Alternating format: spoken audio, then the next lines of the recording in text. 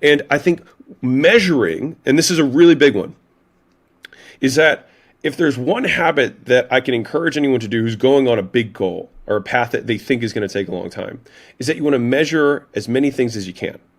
And you want to do that because the more ways you measure, the more ways you can win. And so, like, let's say you measure 10 different metrics, right? It's like average person who starts listening to my podcast, average listen time, average clicks to my link, total downloads per month, total downloads per day, right? Like you have all these different total minutes, right? These are all different metrics. And so you might not win on 9 out of the 10, but you might get one. And you're like, you know what? I fucking won. I got one this month, right? Everything's and so the more red, but you got measure, one green. Exactly. The more ways you measure, the more ways you can win. And that's the, like, if there's a tweetable summary, it's the more ways you can measure, the more ways you can win. And that is what allows you to win in the meantime, is to figure out what to do to get short feedback cycles so that you can get better. Because, like, you don't need to take time to hit the big goal. You need to take time to get good enough to hit the big goal. Like, that's the tweak. Like, big goals take time because it takes us time to get good enough. You know, that's great advice. And the other thing too I like about that is kind of showing time, but then it's easy to look at you, especially like you came on my radar, I think like most people, TikTok, right? Who's this fucking guy, Alex Hormozi? Why is everybody following? Got the same neon text and emojis flying around. Who is this guy that everybody's copying, right?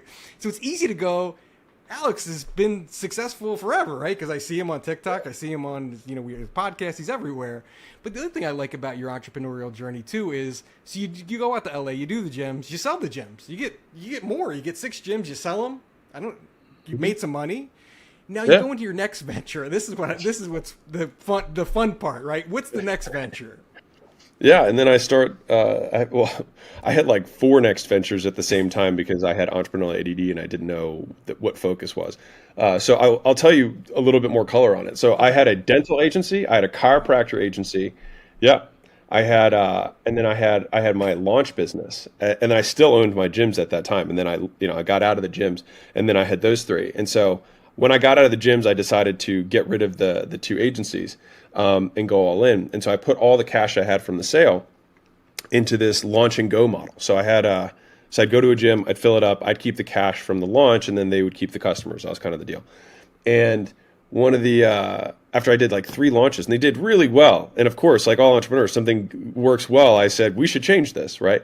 And so on my 4th launch, one of the guys that I did in the first 3 was like, hey man, I'm a really good operator. I'll just come behind you and we can just do these together. Like, instead of filling up other people's gyms, like, you sign the lease, build it out, and fill it up, and then I'll come behind you and set the team up, and we can just open a gym every month. And I was like, sounds great. And he's like, of course, naturally, like, I don't have the best credit. I had a divorce, blah, blah, blah. Just details you wouldn't care about. And I was like, of course, yeah.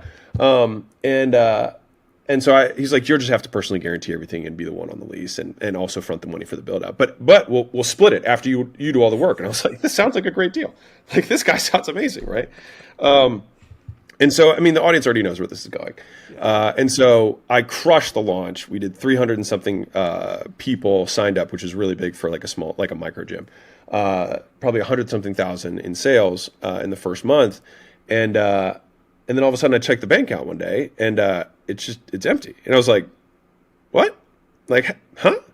And so I called my partner and I just see a deposit or withdrawal for everything. And I was like, well, what's this? And he was like, oh, that's my half. And I was like, what?